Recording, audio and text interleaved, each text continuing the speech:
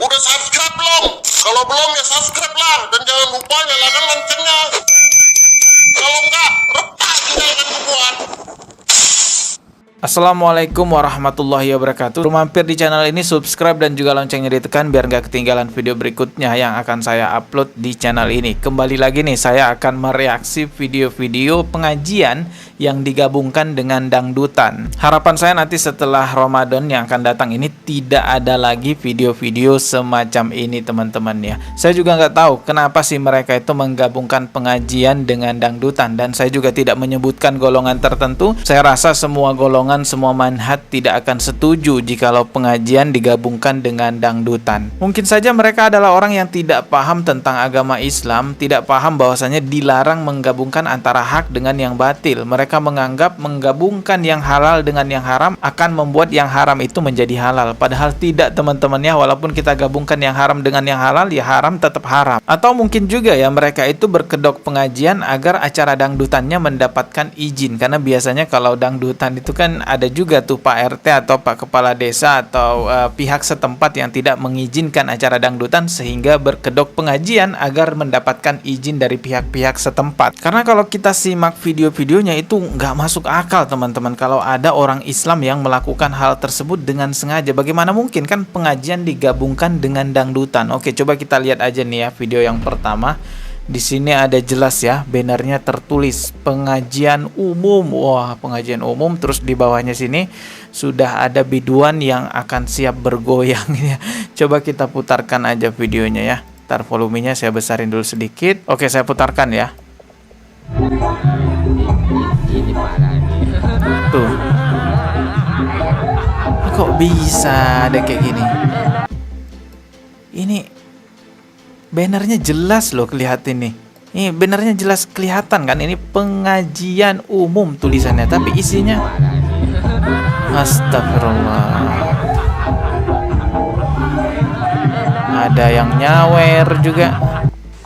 Oh, ini ada gambarnya. Entah ini siapa ya, saya nggak tahu apakah ini Pak.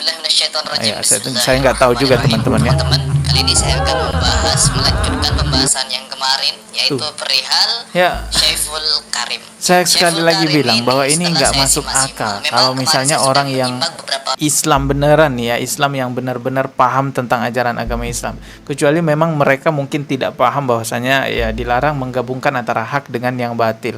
Atau ya seperti yang saya katakan tadi, mereka hanya berkedok pengajian agar acara dangdutannya bisa berjalan dengan lancar atau mendapatkan izin dari pihak-pihak setempat. Mungkin ada Pak RT, Pak RW, atau Pak Kepala Desa yang menonton channel ini, yang menonton video reaksi saya ini. Yuk kerjasamanya Pak ya. Bapak siapa aja deh yang bisa memberikan izin, memberikan wewenang untuk menyelenggarakan acara pengajian, dipastikan benar-benar apakah pengajian itu tidak mengundang biduan-biduan yang seperti kita lihat di video tadi. Ini demi kebaikan untuk kita semua, menyelamatkan marwah Islam. Apalagi pengajian itu kan garda terdepan untuk menyelamatkan akidahnya umat Islam, memberi pesan-pesan Islam sampai kepada masyarakat. Oke, next ya, kita lanjut lagi ke video berikutnya. Nah, ini juga video yang sama seperti video sebelumnya. Ini acara pengajian juga tapi diisi dengan wanita joget-joget gitu guys.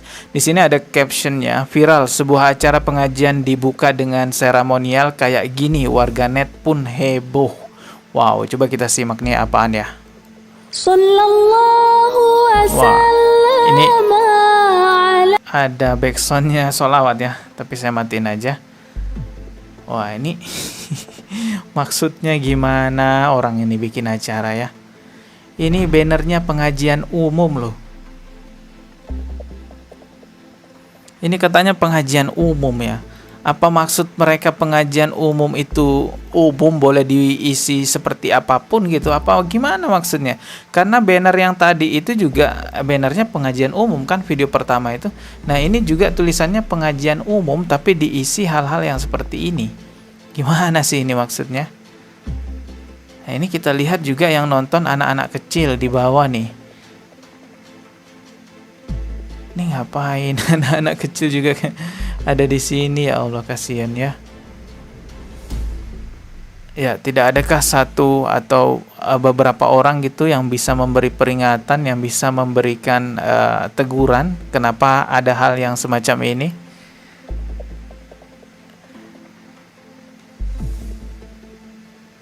Ya, itulah teman-teman ya.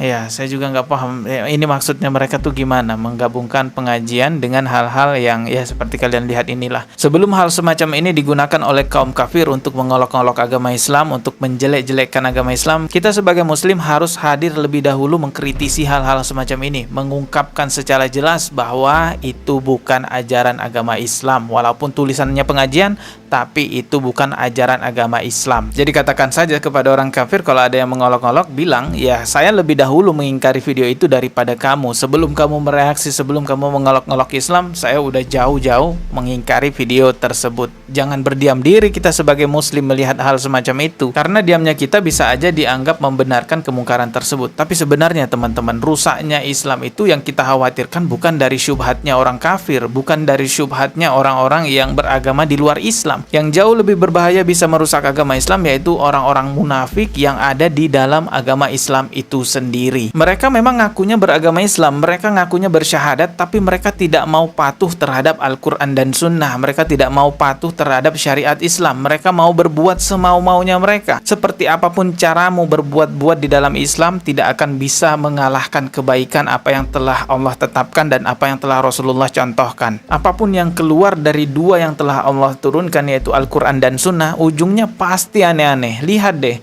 karena memang syariat agama Islam itu yang diturunkan oleh Allah, ya nggak ada yang bisa menandingi. Itulah yang terbaik teman-teman ya. Oke, kita lanjut lagi simak videonya ya. Di sini ada video dengan caption viral momen langkah dan kocak saat sang biduan salah kostum di acara pengajian. Lah, kok biduannya yang disalahin jadinya? Ya harusnya yang dipertanyakan, ngapain juga panitianya ngundang biduan di acara pengajian, kan begitu. Coba kita simak ya.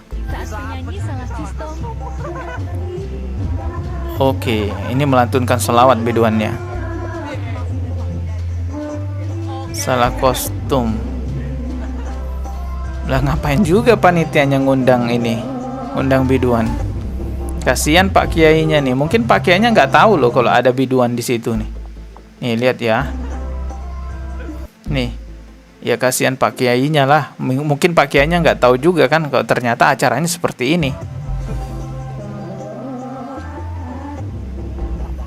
Ini ada bapak-bapak yang nonton-nonton. Ya, biduannya narik-narik baju ya. Mungkin merasa risih juga karena di depannya ada bapak-bapak, ada Pak Kiai. Ya, sekali lagi ini yang dipertanyakan adalah panitianya. Kenapa kok ngundang biduan? Kenapa gitu loh? Mau ngapain pengajian ngundang biduan?